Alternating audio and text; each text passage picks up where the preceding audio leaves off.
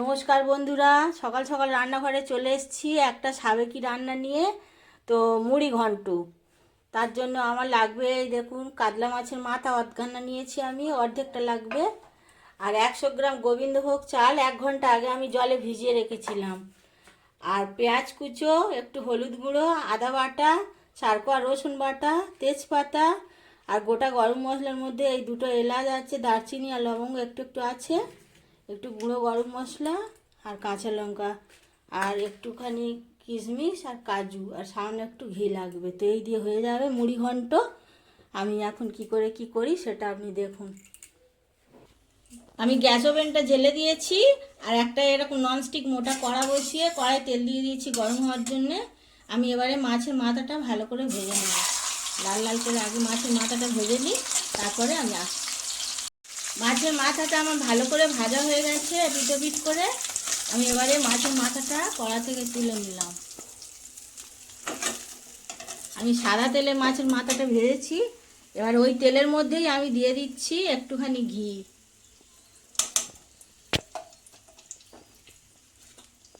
দিয়ে দিচ্ছি দুটো তেজপাতা আর গোটা গরম মশলার গুঁড়োটা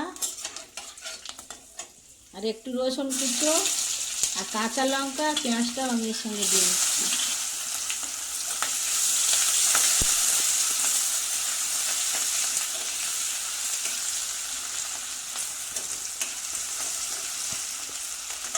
আদাটাও দিয়ে দিচ্ছি, দিয়ে এটা আমি একসঙ্গে ভালোভাবে কষবো।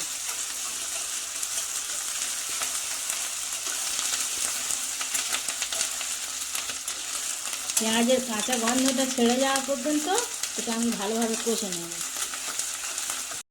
এই মশলাগুলো সমস্ত কষানো হয়ে গেছে, ভাজা ভাজা হয়ে গেছে, গন্ধ নেই।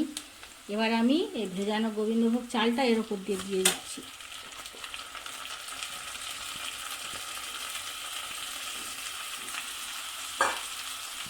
এর সঙ্গে দিয়ে দিচ্ছি কাজু কিশমিশটা আর সামান্য একটু হলুদ গুঁড়ো দিয়ে দিচ্ছি। দিয়ে এবার একটু নেড়ে ছেড়ে তারপর জল দেব।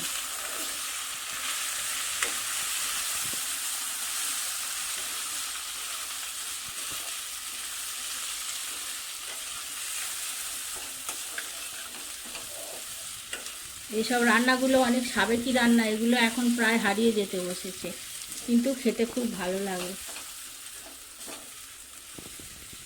এবারে আমি জলটা দিয়ে দিচ্ছি ওপর থেকে।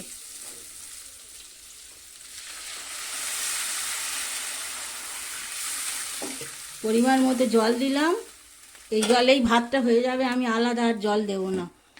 আর আমি পরিমাণ মতো লবণ দিয়ে দিচ্ছি, আর একটু লাগবে,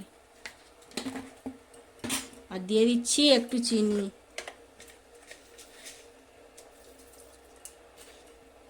ছোট চামচে 2 চামচ চিনি দিলাম।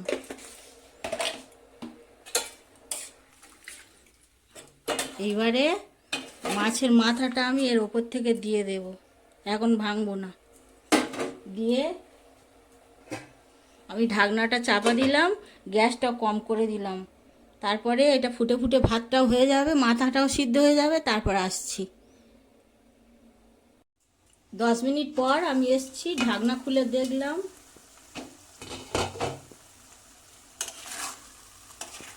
এটা একদম রেডি হয়ে গেছে। এবার আমি মাথাটা ঘেঁটে দেব।